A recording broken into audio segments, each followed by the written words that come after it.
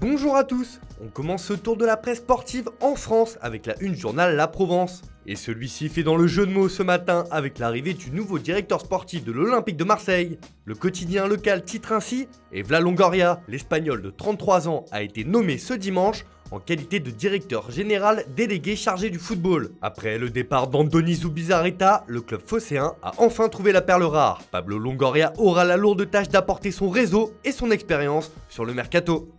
On file en Angleterre où la dernière journée de Premier League a été passionnante à suivre. Pour le Guardian, il y a eu du plaisir de haut en bas. En effet, Manchester United a accroché la 3e place au classement grâce à sa victoire sur Leicester 2-0.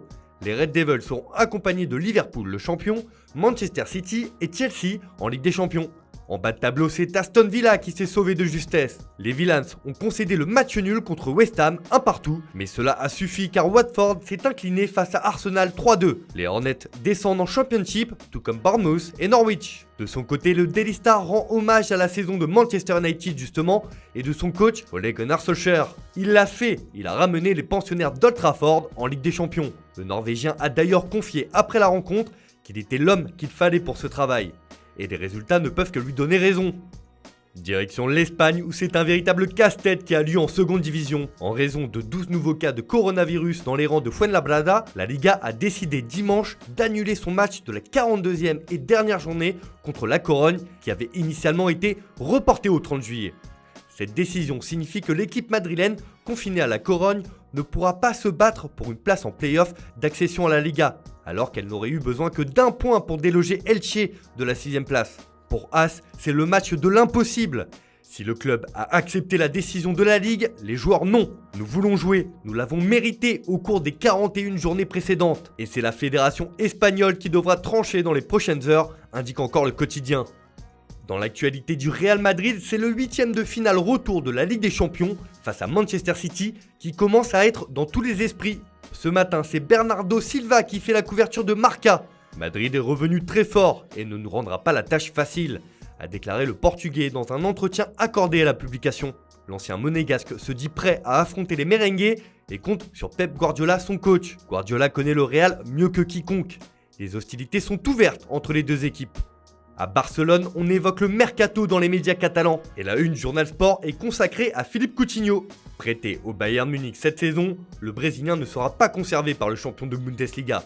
Alors le club Blaugrana cherche à s'en débarrasser comme c'est le cas depuis de longs mois. Et selon le quotidien, 3 portes de sortie s'offrent au milieu offensif. Ainsi, Leicester, Arsenal et Tottenham seraient intéressés par sa venue. Et la fin de la Premier League active les négociations pour son retour en Angleterre. Du côté de Mundo Deportivo, c'est Eric Garcia qui fait les gros titres. Le journal catalan indique que c'est maintenant, ou cet hiver, que le Barça tentera de le recruter. Le club le considère comme un remplaçant potentiel de Gérard Piqué, mais les Citizens essaient de le garder à tout prix. Sous contrat jusqu'en 2021, le défenseur de Manchester City est considéré comme une priorité par la direction Blaugrana.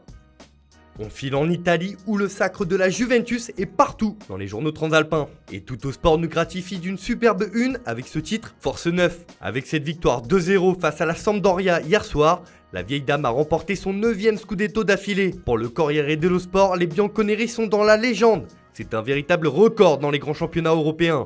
De son côté, la Gazzetta dello Sport joue avec les mots avec ce Noventus championne. Ce matin, les médias italiens sont dithyrambiques avec la Juve.